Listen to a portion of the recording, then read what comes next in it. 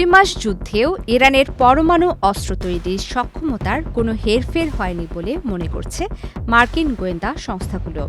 ওয়াশিংটনের সাম্প্রতিক মূল্যায়ন অনুযায়ী তেহরান যদি আজ পারমাণবিক বোমা তৈরির সিদ্ধান্ত নেয়, তবে তাদের হাতে অস্ত্র আসতে আগের মতোই প্রায় 1 বছর সময় লাগবে।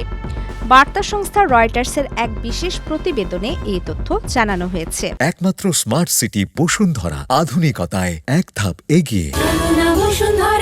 প্রতিবেদনে বলা হয়েছে, গত ফেব্রুয়ারি থেকে প্রেসিডেন্ট ডোনাল্ড ট্রাম্পের নির্দেশে ইরানে যে সামরিক অভিযান শুরু হয়েছে তার অন্যতম প্রধান লক্ষ্য ছিল দেশটির পরমাণু কর্মসূচি থামিয়ে দেওয়া। কিন্তু 2 মাসব্যাপী যুদ্ধের পরও এই লক্ষ্য অর্জনে উল্লেখযোগ্য অগ্রগতি দেখা যাচ্ছে না।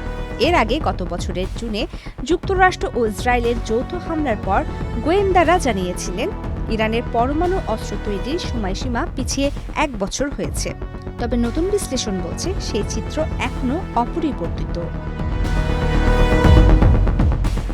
মার্কিন গোয়েন্দা সংশ্লিষ্ট 3টি সূত্র রয়টার্সকে জানিয়েছে, গত জুনে অপারেশন মিডনাইট হ্যামারের মাধ্যমে নাতাঞ্জ, ফোর্দো ও ইস্পাহানের প্রধান 3টি পরমাণু কেন্দ্র ধ্বংস বা ক্ষতিগ্রস্ত করা হয়েছিল।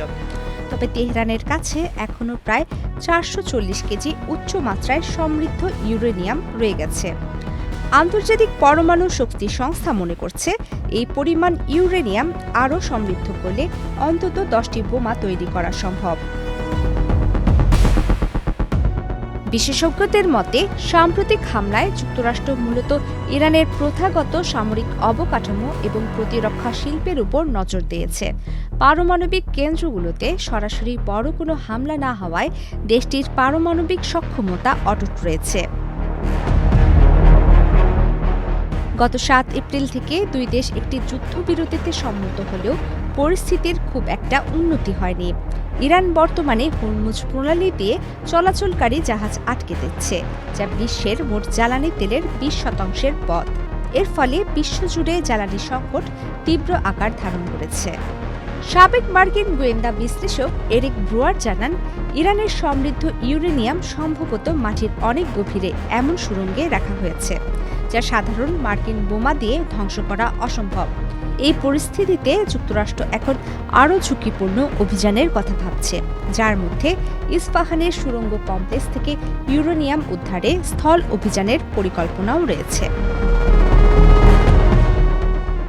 এদিকে ইসরায়েল কর্তৃক ইরানের শীর্ষ পরমাণু বিজ্ঞানীদের হত্যার বিষয়টি তেহরানের কারিগরি দক্ষতাকে কিছুটা ধাক্কা দিলেও ইউরেনিয়ামের মজুদ ও মাটির নিচের স্থাপনাগুলো এখনও বড় চ্যালেঞ্জ হয়ে দাঁড়িয়েছে। ইরান বরাবরের মতোই পরমাণু অস্ত্র তৈরির অভিযোগ অস্বীকার করে আসছে। তাদের দাবি, এই কর্মসূচি সম্পূর্ণ শান্তিপূর্ণ। প্রমিতি কিবরিয়া ইসলাম, বাংলাদেশ প্রতিদিন।